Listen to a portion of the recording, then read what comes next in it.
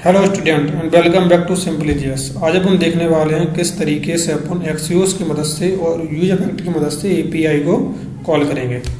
सबसे पहले अपन क्या करेंगे, npm i एक्सियोस को इंस्टॉल करेंगे और इंस्टॉल करने के बाद अपन इंपोर्ट एक्सियोस फ्रॉम और एक्सियोस करके इसको इंपोर्ट कर लेंगे। इसके साथ साथ अपन यूज इफेक्ट और यूज स्टेट को भी अपन इंपोर्ट कर लेंगे। यूज स्टेट और यूज इफेक्ट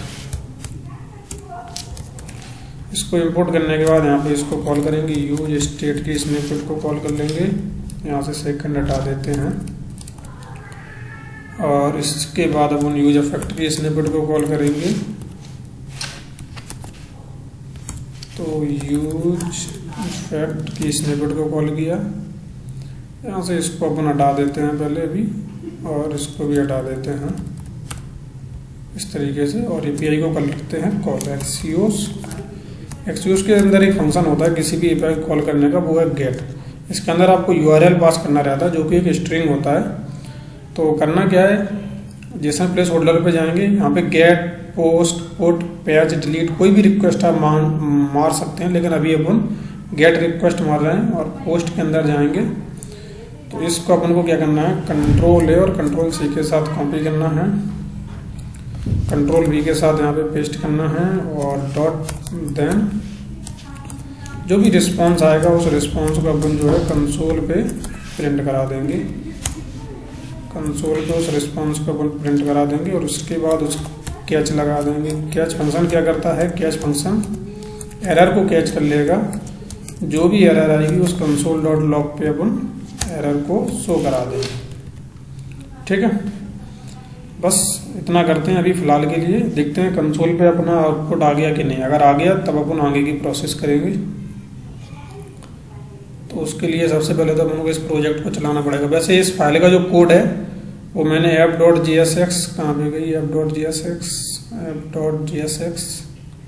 यहाँ पे मैं ऑलरेडी इसको इंपोर्ट कर चुका हूँ, इसीलिए जो है इसका कोड यहाँ पे रेंडर हो रहा है। दिखाता हूँ, npm run dev Vite JS का अपन यूज कर रहे हैं। इसको करते हैं क्लिक और क्लिक किया भैया, हाँ आ गया फंक्ट यहाँ पे लिख के आ गया। अपना कोड बिल्कुल सही तरीके से रेंडर हो रहा है। इंस्पेक्ट किया, इंस्पेक्ट करने के बाद कंसोल पे गए, कंसोल पे ऑब्जेक्ट यानी कि अपना जो डेटा है वो बिल्कुल सही तरीके से आ गया। देखो आ गया ना, पूरा यूजर आईडी टाइटल सब कुछ आ गया।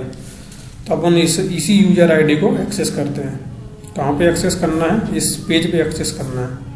कैसे करेंगे देखते हैं ना। फंक्ट के अंदर जाएंगे, यहाँ पे जाएंगे, इसको अपन सेट फर्स्ट क्या है अपने पास, सेट फर्स्ट अपने पास है फंक्शन। इस सेट फर्स्ट फंक्शन को करेंगे कॉल और इसके अंदर बोलेंगे रिस्पॉन्स के अंदर जो डेटा आया, जो डेटा वाला ऑब्जेक्ट था ना, वो वाला डेटा यहाँ पे पास करवा देंगे। उसके बाद जाएंगे अपन यहाँ पे और यहाँ पे एक जावा स्क्रिप्ट अपन को यूज करनी है। अभी जावा स्क्रिप्ट क्यों यूज करनी है, वैसे तो मैं इसको डायरेक्ट यूज कर सकता हूँ, जैसे अभी फर्स्ट वेरिएबल है तो उसको डायरेक्ट यूज कर दो। लेकिन होगा क्या, फर्स्ट वेरिएबल में कुछ भी आएगा नहीं। अभी आप देखना, देखो कुछ भी यहाँ पे कुछ भी रेंडर नहीं हो रहा है। यहाँ पे कुछ भी रेंडर क्यों नहीं हो रहा है। लेकिन इंस्पेक्ट पे चलते हैं, कंसोल पे जाएंगे और मैं इसको रीलोड करता हूँ। देखो रीलोड करने पे यहाँ पे देखो एरर आ रही है, above error occurred in the div component. और डिव कंपोनेंट के अंदर क्या है, फर्स्ट जो कि अपन का यूज स्टेट का वेरिएबल है। एरर क्या आ रही है, एरर आ रही है object are not valid as a React child. React child जिस तरीके से ऑब्जेक्ट को लेता है उस तरीके से वो वैलिड नहीं है। तो वैलिड कैसे करेंगे, वो वैलिड करने का तरीका मैं आपको बताऊंगा। फर्स्ट के ऊपर क्या करो, मैप फंक्शन लगा दो। आप एक मैप फंक्शन के बारे में आपने सुना होगा, मैप फंक्शन लगा दो और मैप फंक्शन से बोलो कि जो आपका डेटा है उस डेटा को मैं क्या करना चाहता हूँ, उसको शो कराना चाहता हूँ। तो इस तरीके से अपन ने बनाया, इस तरीके से एक फंक्शन इसके अंदर दो। इसके बाद कोई भी यहाँ पर जैसे पैराग्राफ दे दो, h1 दे दो, कुछ भी दे सकते हैं आप। पैराग्राफ दे दो और पैराग्राफ से बोलो कि फर्स्ट के अंदर जो टाइटल है मैं उसको शो कराना चाहता हूँ। अब लेकिन इसके अंदर अभी भी एक एरर आएगी, आ तो जाएगा अपना डेटा। जैसे मैं यहाँ पे जाऊँ, रीलोड करूँ तो रीलोड करने पे आ रहा है can not read property of undefined. ऐसा क्यों आ रहा है? मैप फंक्शन की प्रॉपर्टी को ये अनडिफाइंड क्यों बोल रहा है भैया?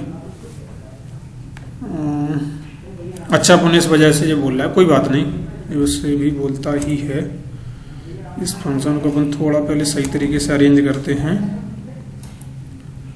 इसको ओपन करते हैं थोड़ा सा। और फर्स्ट डॉट मैप फंक्शन का अपन ने किया, और मैप फंक्शन इधर सही तरीके से काम क्यों नहीं कर रहा है? ऊपर चलते हैं, फर्स्ट या यूज स्टेट। अच्छा, यहाँ पे अपन को एरे को पास करना चाहिए था सबसे पहली गलती। उसके बाद क्योंकि अपन जो फंक्शन लगा रहे हैं तो फंक्शन किसी ना किसी उस पर लगता है ना, एरे पे। ऐसा थोड़ी कहीं पर भी लगा दो, एक वेरिएबल के ऊपर फंक्शन थोड़ी लगता है। तो अपन करते हैं इसको रीलोड, और रीलोड करने पे अपना जो डेटा है वो इस जगह पे आ गया। लेकिन अब यहाँ पे मुझे देखना है यहाँ पे क्यों नहीं आया है, और यहाँ पे क्यों नहीं आया उसका भी रीजन बताते हैं। एक एक चीज़ बिल्कुल क्लियर करते हुए चलेंगे। यहाँ पे एक चीज़ लाल लाल होनी चाहिए, किधर गई लाल लाल? हाँ, each child in a list should have a unique की प्रॉप। उसको यूनिक की चाहिए। जब तक आप यूनिक की नहीं मिलेगी तब तक वो ऑब्जेक्ट में से डेटा को एक्सेस नहीं करेगा। ये बहुत ही इंपॉर्टेंट चीज़ है। Most of the react developer जो बिगनर होते हैं, जो 3 या 4 या 6 महीने का एक्सपीरियंस होता है, 100% मैं गारंटी देता हूँ आप लोग हर बार बोलते हैं किसी भी ऑब्जेक्ट या एरे ऑब्जेक्ट में से आप एक्सेस कर रहे हैं तो आपको इस चीज़ का हमेशा ध्यान रखना है कि आप एक यूनिक की तो आपको पास करनी ही करनी है। यहाँ पे किस तरीके से करेंगे? डेटा के अंदर एक आईडी है, जैसा कि अपन ने देखा था कि ऑब्जेक्ट के अंदर यहाँ पे अपन देखें भी, तो इसको खोलें तो एरे है। एरे के अंदर क्या है? डेटा। डेटा के अंदर यूजर आईडी है। तो केवल यूजर आईडी सेम है, टाइटल भी सेम हो सकता है, लेकिन यूजर आईडी नंबर जो है सबका अलग अलग है। तो अपन ने क्या किया? आईडी को पास कर दिया, और आईडी को पास करने के बाद क्या, इसको रीलोड, और यहाँ पे होना चाहिए था ये शो क्यों नहीं हुआ वो देखते हैं। इस डिव के अंदर पैराग्राफ के अंदर फर्स्ट डॉट टाइटल है, कुछ स्पेलिंग कुछ गलत हो गई क्या? अच्छा हाँ, अपने कोई ये गलती हो गई, क्योंकि फर्स्ट के अंदर तो अपन ने लगा दिया, यहाँ पे डाटा लिखना चाहिए था, मुझे फर्स्ट नहीं लिखना चाहिए था, और अपना डाटा यहाँ पे सो जाएगा। क्योंकि अपना जो एक्चुअल डेटा वो यहाँ पे अभी आ चुका है, इस जगह पे जो है अपना पूरा डेटा आ चुका है। तो अब जो पूरा जो अगर अपन को एक्सेस करना है तो बस डेटा के अंदर से अपन एक्सेस करेंगे, ठीक है ना। तो अब सारी चीज़ आपको क्लियर हो गई किस तरीके से अपन को एक्सेस करना है। एक एपीआई को अपन अगर कॉल करते हैं उसके अंदर के किसी भी डेटा को एक्सेस करना है किस तरीके से करना है। तो जो छोटी छोटी एरर आती हैं, जैसे की जो एरर आई थी, ऐसी एरर जब आपको परेशान करती हैं तो वो जो है कि कोडिंग करने से मज़ा चला जाता है। तो इसलिए कोडिंग करने में अगर मज़ा रखना है तो एरर को एक एक एरर को आपको टैकल करना सीखना पड़ेगा।